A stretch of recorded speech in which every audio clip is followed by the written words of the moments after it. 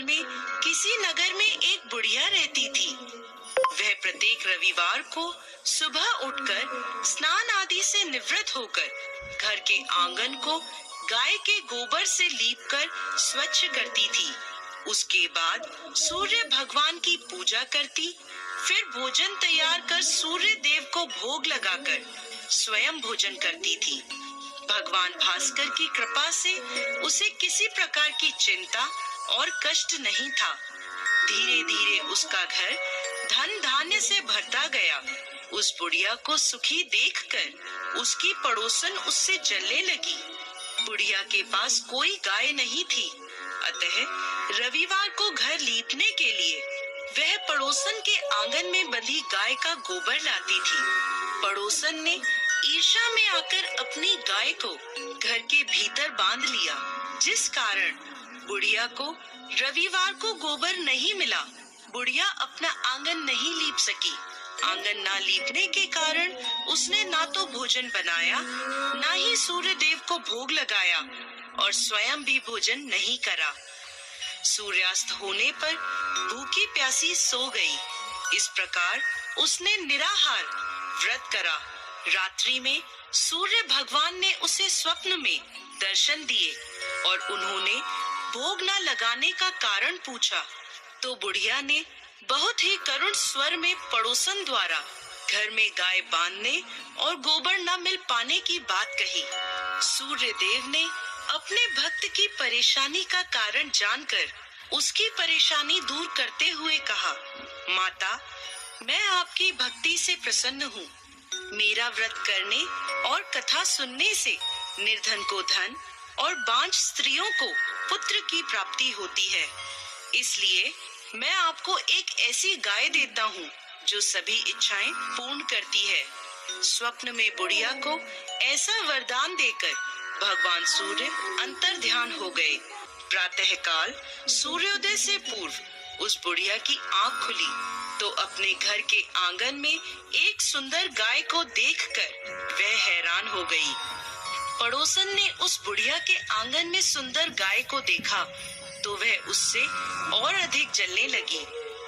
जैसे ही गाय ने सोने का गोबर किया, पड़ोसन की आंखें फट गईं।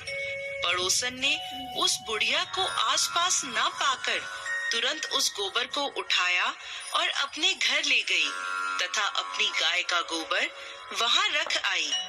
बुढ़िया को सोने के गोबर के बारे में पता ही नहीं चला और बुढ़िया पहले की तरह भगवान सूर्य देव का व्रत करती रही और कथा सुनती रही।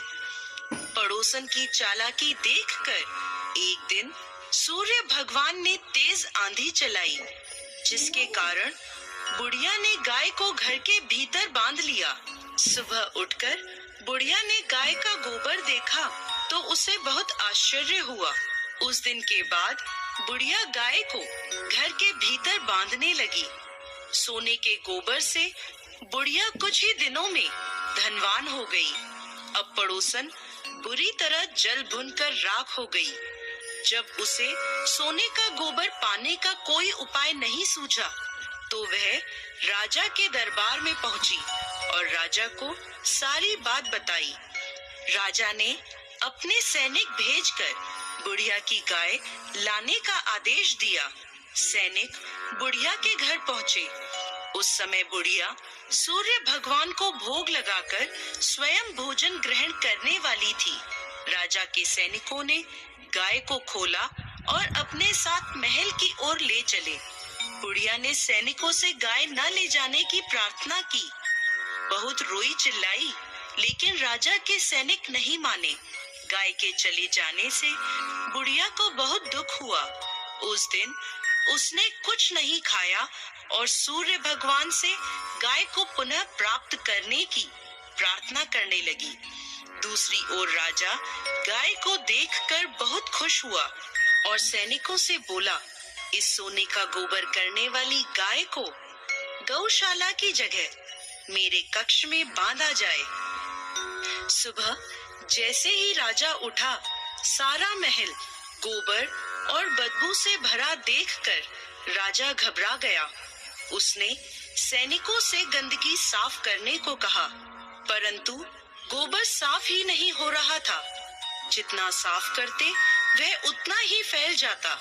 यह देखकर राजा क्रोधित हुआ और उसने पड़ोसन को राजमहल में बुलवाया और उसे दंड। राजा ने तुरंत बुढ़िया को महल में बुलवाया और उससे क्षमा मांगते हुए सम्मान सहित गाय लौटा दी। तत्पश्चात राजा के महल से सारी गंदगी दूर हो गई। तब बुढ़िया ने राजा को रविवार के व्रत की और भगवान भास्कर द्वारा गाय दी जाने की सारी बात बताई।